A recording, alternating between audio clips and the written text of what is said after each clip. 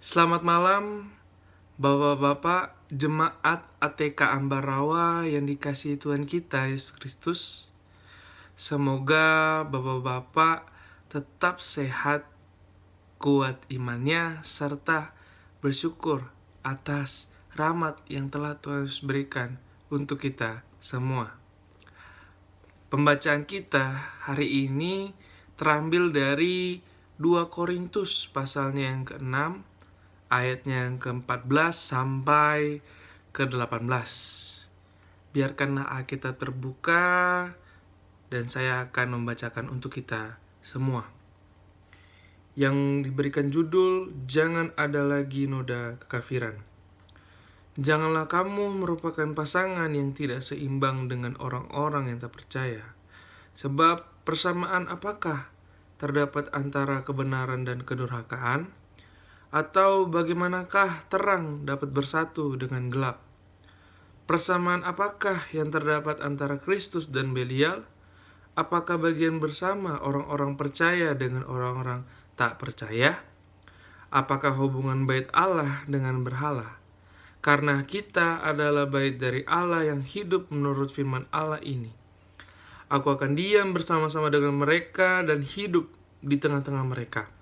Dan aku akan menjadi Allah mereka, dan mereka akan menjadi umatku. Sebab itu, keluarlah kamu dari antara mereka, dan pisahkanlah dirimu dari mereka. Firman Tuhan, dan janganlah menjamah apa yang najis. Maka aku akan menerima kamu, dan aku akan menjadi bapamu, dan kamu akan menjadi anak-anakku laki-laki, dan anak-anakku perempuan. Demikianlah firman Tuhan yang maha kuasa. Demikianlah pembacaan Alkitab. Renungan pada malam hari ini bertemakan hidup sepadan dengan firman Allah. Bapak-bapak yang terkasih Tuhan kita Yesus Kristus, sebagian orang yang percaya bagaimana cara atau tindakan kita untuk mencari hidup sepadan dengan Allah atau firman Allah. Seperti tema kita saat ini. Di dalam jemaat Korintus, sebagian besar anggota jemaat Korintus ini bukanlah orang Yahudi, sehingga mereka pun belum dapat ajaran, yaitu mengenai kitab suci Perjanjian Lama pada saat itu.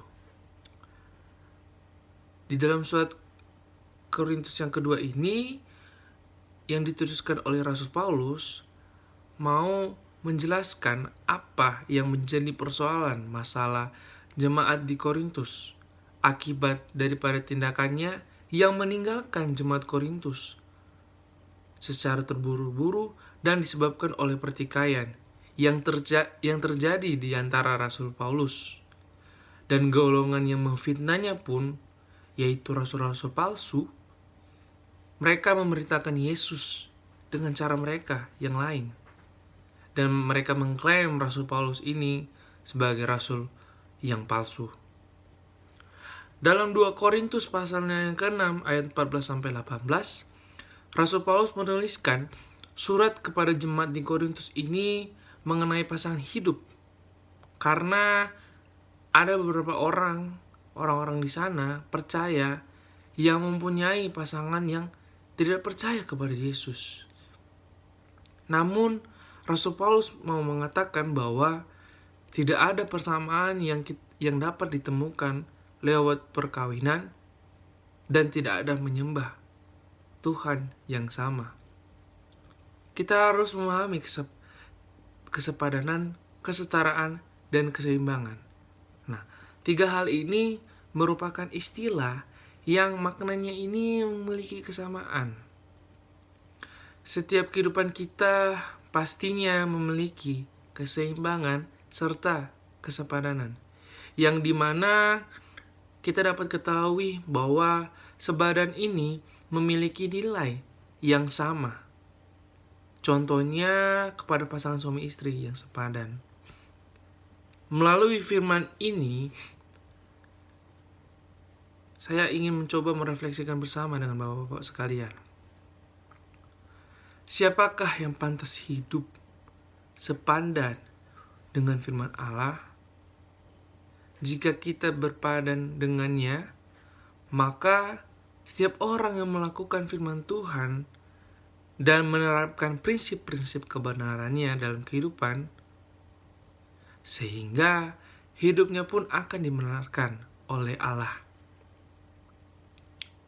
Setiap orang yang lebih memilih untuk membuka hati bagi kejahatan dan mengambil bagian dalam kegelapan dunia, sesungguhnya ia sedang menyerahkan bagian hidupnya untuk dipimpin oleh kuasa kejahatan dan tidak percaya pada Allah.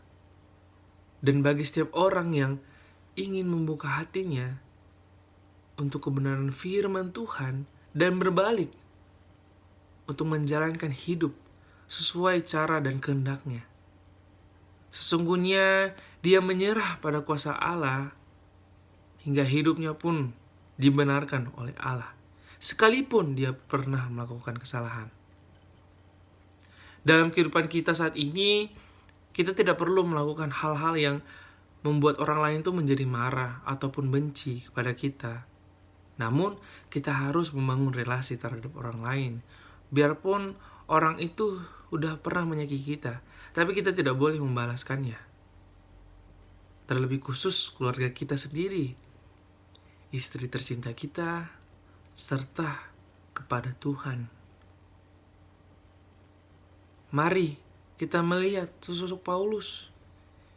Dia selalu setia. Dia memiliki prinsip hidupnya, yaitu hidup bersama dengan firman Tuhan, yaitu Yesus Kristus. Hidup bersama dengan Yesus Kristus bukan hanya kita mengikuti caranya, namun kita harus membagikan firman Tuhan ini menjadi berkat untuk kita semua. Seperti Injil Yohanes pasalnya yang ke-1, ayatnya yang ke-1 berkata, "Pada mulanya adalah firman. Firman itu bersama-sama dengan Allah, dan firman itu adalah Allah." Rasul Paulus dalam ayat 16 dan ayatnya yang ke-18 mau menegaskan bahwa setiap orang yang kembali bersekutu dengan Tuhan Allah, ia akan diperdamaikan dengan Allah. Dan sehingga pun Allah akan diam atau tinggal hidup bersama-sama dengan kita melalui hidupnya, dibenarkan oleh Allah. Namun tidak hanya itu saja, Tuhan Allah menjadi Allahnya dan mereka akan menjadi umatnya. Allah menjadi Bapa bagi orang beriman dan mereka anak-anaknya merupakan kebenaran yang lebih luar biasa. Bapak-bapak yang terkasih Tuhan kita Yesus Kristus, marilah terus kita belajar, merenungkan dan menghayati kebenaran firman Tuhan. Dan jadilah pelaku firman Allah yang setia serta terus berusaha menyelaraskan antara perkataan, pikiran, perbuatan kita melalui firman dan kebenarannya. Kiranya renungan ini dapat menolong dan memberikan damai sukacita bagi kaum bapa sekalian. Demikianlah firman Tuhan. Amin.